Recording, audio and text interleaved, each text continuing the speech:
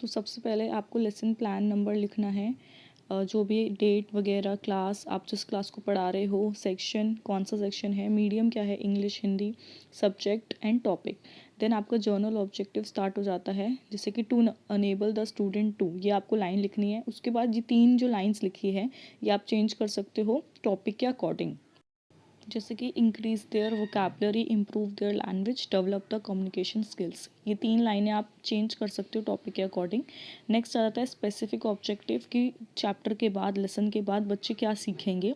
तो क्योंकि हम प्रेपोजिशन पढ़ा रहे हैं तो वो प्रेपोजिशन सीखेंगे, उनके टाइप सीखेंगे और एग्जाम्पल्स प्रेपोजिशंस के दे पाएंगे। देन नेक्स्ट टॉपिक आता है प्रीवियस नॉलेज एज्यूम, यानी कि हम पहले से क्या मान के चल रहे हैं कि बच्चों को थोड़ी बहुत तो नॉलेज होगी।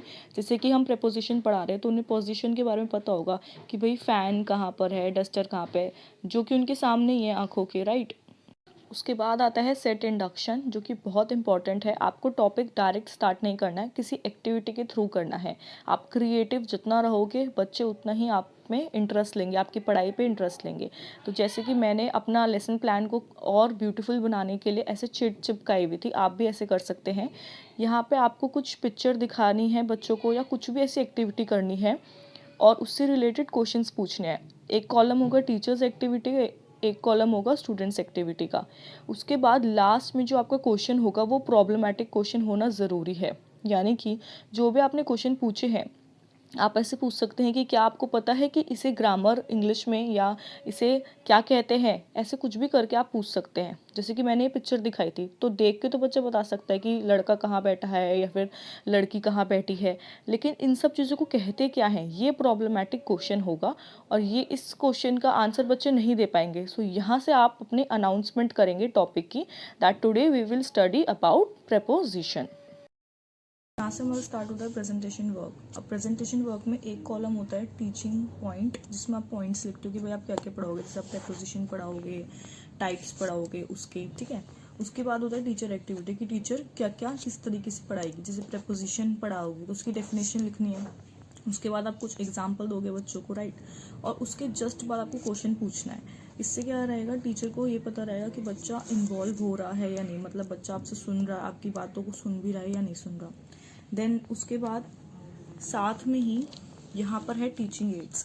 तो इसके जैसे आपने प्रेपोजिशन पढ़ाया तो वो आप एक टीचिंग एड दिखा के पढ़ाओगे। सो जो भी आप टीचिंग एड दिखाओगे आपको उसका मिनिएचर छोटा सा लगाना है। एंड यहाँ पे आपको स्टूडेंट्स एक्टिविटी लिखना है। टीचर्स एक्टिविटी, जब टीचर पढ़ा रही है तो तब तक बच्चे क्या कर रहे हैं, स्टूडेंट अंडरस्टैंड कर रहे हैं, सुन रहे हैं, लिख रहे हैं कॉपी में, ठीक है।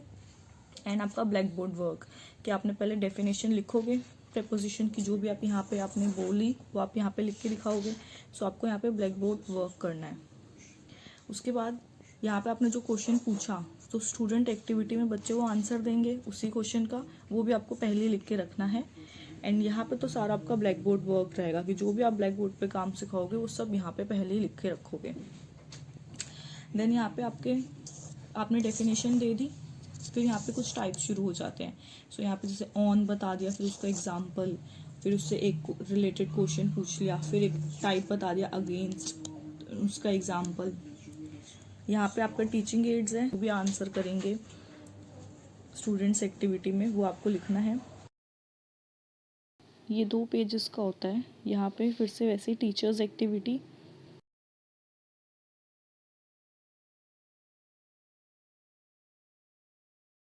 देन यहाँ पे टीचिंग एड्स हैं।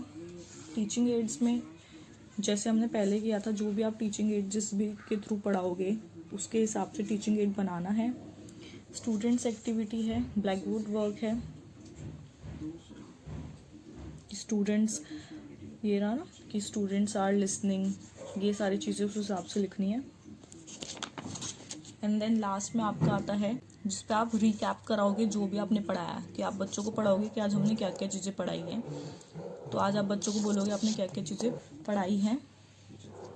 देन इवाल्यूएशन में कुछ क्वेश्चंस पूछोगे एंड में, ये देखने के लिए कि पूरे लेसन में बच्चों को कुछ आया भी है या नहीं आया। उसके बाद होमवर्क दोगे, कोई इंटरेस्टिंग सा होमवर्क देना। एंड देन यहाँ पे सुपरवाइज़र जो भी होगी वो आपको लिख के दे देंगी, जो जैसे भी आपने पढ़ाया आपका फीडबैक।